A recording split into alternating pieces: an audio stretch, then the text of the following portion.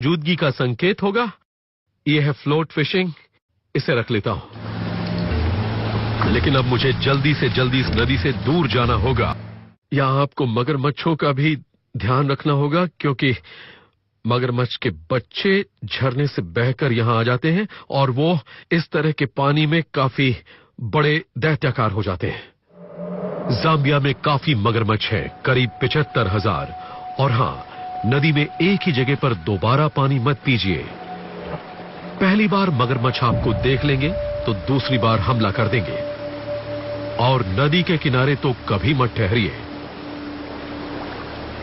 यहां से निकलना है तो ऊपर जाइए, मगर बारिश के मौसम में ज्वालामुखी की ये चट्टान भी बर्फ जैसी फिसलन भरी होती है। मगर सबसे पहले तो मुझे इस घने जंगल को पार करना है। कैमल और बफेलो थॉर्न की झाड़ियां पूरे शरीर को लहूलुहान कर देती हैं।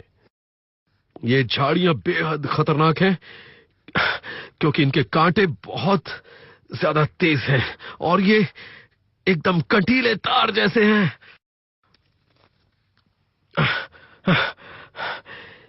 ये देखिए, मैंने बचने के लिए क्या पकड़ रखा है, इसलिए ये इतना खतरनाक है।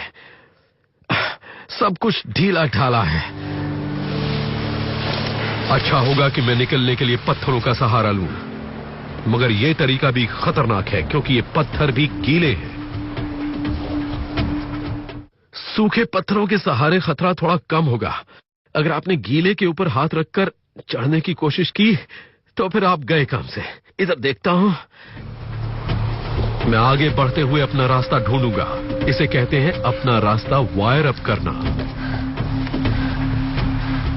बढ़िया, कम से कम अब ये तो मालूम है कि हम कहां पर जा रहे हैं। ये चट्टानें गीली हैं, इसलिए फिसलन भी काफी होगी। अब तो मैं यहां से जाने के लिए रास्ता ढूंढ ही लूंगा। मैं नदी से कुछ 100 फुट ऊपर आ चुका हूं। जरा सी चूक जानलेवा हो सकती है। यह सबसे अहम चढ़ाई है, क्योंकि वहां एक पेड़ है। वहां पहुंच गया तो इस गीली चट्टान से पीछा छूट जाएगा। ये मुझे इस मुसीबत से बाहर निकालेगा। ये चट्टान तो वहां ऊपर तक भी फिसलन भरी है। मैं इस पेड़ के सहारे इससे दूर रह सकता हूं। उम्मीद है कि यह पेड़ मेरा वजन संभाल लेगा।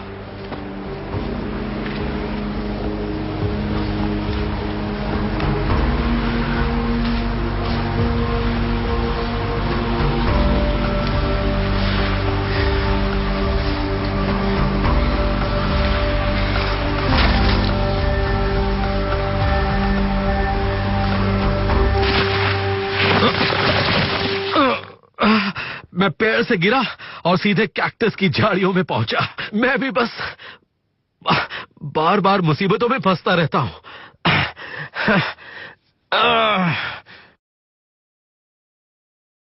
अरे वाह, ये तो मेरी उम्मीद से कहीं ज्यादा करीब निकला।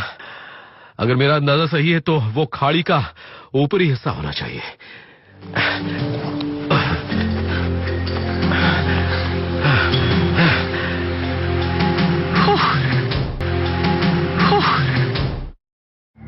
मैं अभी अफ्रीका में जाम्बिया के जंगलों में हूं।